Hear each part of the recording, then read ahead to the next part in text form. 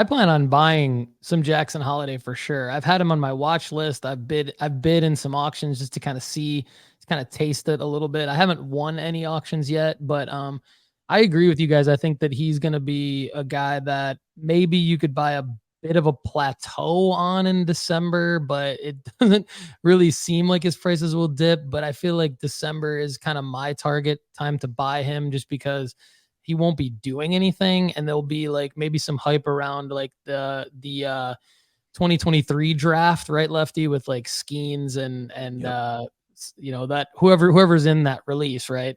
Yep. um and Dylan Cruz, who I think Cruz you also text. promoted to Double A. Yeah, that's crazy. Talk about that real quick, actually, because you sent a text on that yesterday.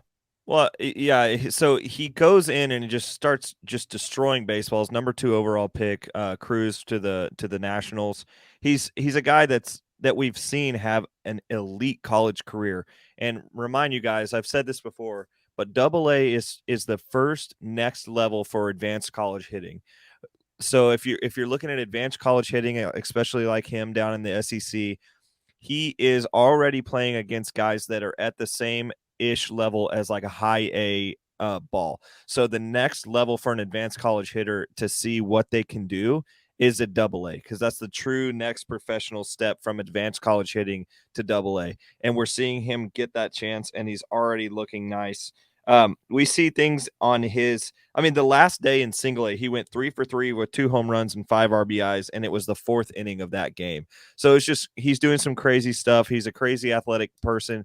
There was true, I think there was true hype around this draft. We're saying there was 5 guys that could have gone 1-1 overall in any other draft, and all 5 of them are doing incredible things in the minor leagues already.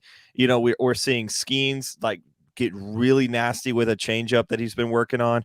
If you look at Aram's recent Twitter feed, there's a lot of video of Skeens working on his changeup that looks really, really nice. Cruz is already a Double A, just destroying baseballs and doing what he can do. You've got Max doing incredible things for the Tigers, even though he's had some disciplinary issues. You've got Langford doing unforeseen things with the Rangers. And it's just like you've got guys all over the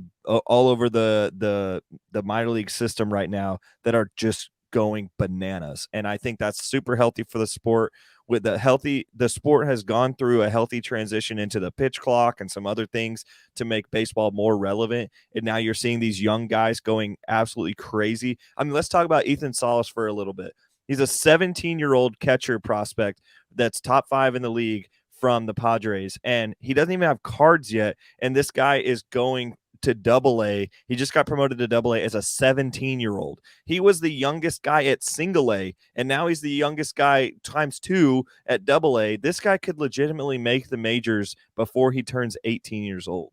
That hasn't happened in since like Pudge Rodriguez days. You know, so it's just like, and I think Pudge was even older than that when he got there, because Pudge got married the day that he got called up because his wedding got never mind. I'm just going to leave it there. But Hey, we're having go ahead. Pudge shares like the Rangers and the Tigers history, so you and I can bond over Pudge for sure. He's a bright spot in both of our organizations. And you mentioned Aram Layton from justbaseball.com related to some content that he put out recently, but I also saw that he put something out about Salas Yep. recently, so that got my attention. So Aram talking about him, you talking about him, that's super interesting. And I think for those of you who are new to the show, new to the content here at nooffseason.com, we talk about sort of pattern recognition related to releases. So like when the 2023 Bowman Draft release comes out, typically what happens is there's so much hype and anticipation around that maybe a guy like Holiday,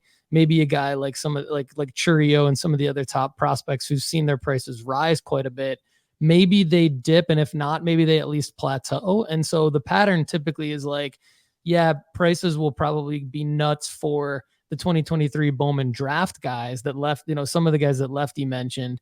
But then it doesn't mean that there's a lack of hype around still the top prospects like Holiday and Churio. So it's like a time to buy them in December-ish, and then get ready for the hype again to pop up pre-call up for those guys, and that's the time to sell. So that's kind of what we want you to do.